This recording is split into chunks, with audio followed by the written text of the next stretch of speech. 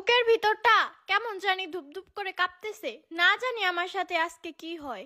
তবুও না যেও কোনো উপায় নেই। আমার আম্মু জোর করেই আমাকে নিয়ে যাবে। একটু সাহস বাড়ানোর জন্য তাই দাদুকে নিলাম। হ্যালো আন্টি ও আঙ্কেলরা, ভাই ও বোনেরা, আসসালামু আলাইকুম। তোমরা সবাই কেমন আছো? আমি তেমন একটা ভালো নেই। যাচ্ছি ডাক্তারের কাছে, চলো তোমাদেরকেও নিয়ে যাব। সাথে আমাদের রাস্তাঘাট বাজার সবই ঘুরে দেখাবো। প্রথমে এই হচ্ছে আমাদের বাড়ি। আমি আর আমার দাদু একসাথে বের হলাম। আমাদের বাড়িটা কিন্তু অনেক উঁচু, যদিও পানি নেই, কোনো নদী নেই, আশেপাশে সব উঁচু জায়গা। তবুও আগেকার দিনের মানুষরা, যেমন আমার আব্বুর দাদুরা, রাস্তা থেকে অনেক উঁচু উঁচু বাড়ি বানাতো।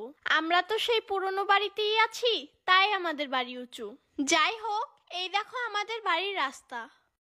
3 বাড়ির সামনে গেলেই ছোট্ট একটা মেন রোড। ওই রাস্তা দিয়ে যেতে হয় শহরে এবং বাজারে। অনেকেই তোমরা জিজ্ঞেস করো আমাদের বাড়িটা আসলে কোথায়। আমাদের বাড়িটা হচ্ছে ঢাকা জেলার ধামরাই থানায়। এই যে দেখো চলে এসেছি ছোট্ট মেন রোডে। এখান থেকে ঢাকা এয়ারপোর্ট যেতে যদি রাস্তায় কোনো জ্যাম না থাকে তাহলে 50 মিনিট লাগে, তবে সেটা প্রাইভেট কারে। লোকাল গাড়িতে গেলে আরো বেশি সময় লাগবে। যাই হোক, এখন আমাদের একটা অটোতে উঠতে হবে। সব সময় এই রাস্তায় অ্যাভেলেবেল অটো চলাচল করে। 1 থেকে 2 মিনিট দাঁড়ালেই পাওয়া যায়। এই তো এসে পড়েছে আমাদের অটো। এখন আমরা অটোতে চড়বো। এখান থেকে আমাদের বাজারের দূরত্ব 1 কিলোমিটারের কাছাকাছি। যতই আমি যাচ্ছি ততই আমার মনে মনে অনেক ভয় করছে, কারণ বাজারে গেলেই আমার শুরু হবে ট্রিটমেন্ট। আমি ছোট মানুষ তো, তাই আমার কথায় ভুল থাকতে পারে। তোমরা একটু শুধরে নিও। এই দেখো আমাদের গ্রামের রাস্তা কত সুন্দর। চারিদিকে সবুজ গাছপালা, মাঝখান দিয়ে রাস্তা।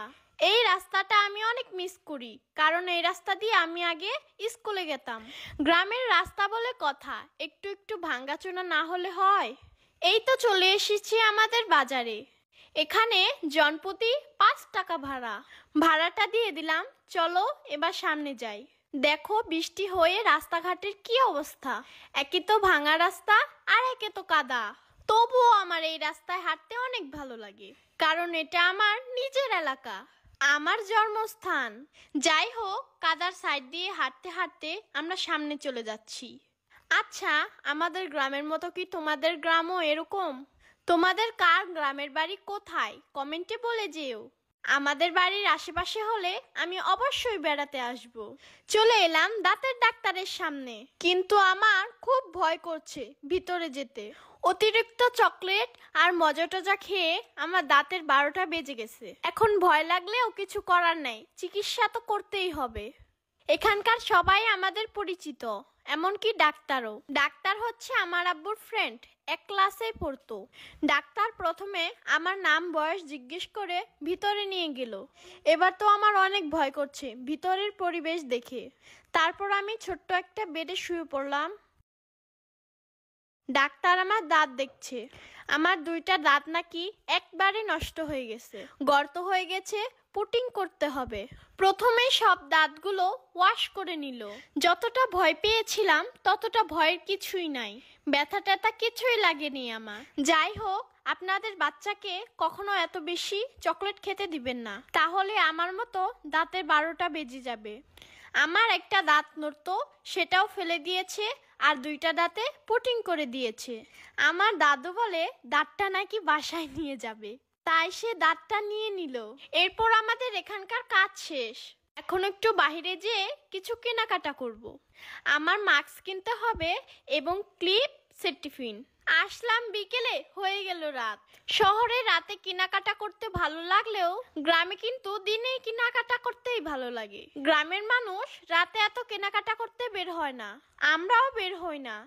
এই হচ্ছে আমাদের গ্রামের বাজার। বাজারটা তোমাদের কেমন লাগছে? এখন রাত তো, তাই কেউ নেই। দিনের বেলা জমজমাট মানুষ থাকে। মাস্ক সহ যা যা দরকারি ছিল সব কিনে নিলাম। আরো অনেক কিছু কিনতে ইচ্ছে করছিল, কিন্তু অনেক রাত হওয়ায় চলে যেতে হবে। এদিকে আমার আম্মুর পরিচিত একজন টেলার্স আঙ্কেল বলল ভিডিওতে আমাদের দোকানটা দেখিয়ে দিন, কিন্তু আমাকে দেখাবেন না। যাই হোক, অবশেষে আমরা বাসায় চলে যাব। কিন্তু বাজারে আসছি, মজা কিনবো না, তা কি হয়?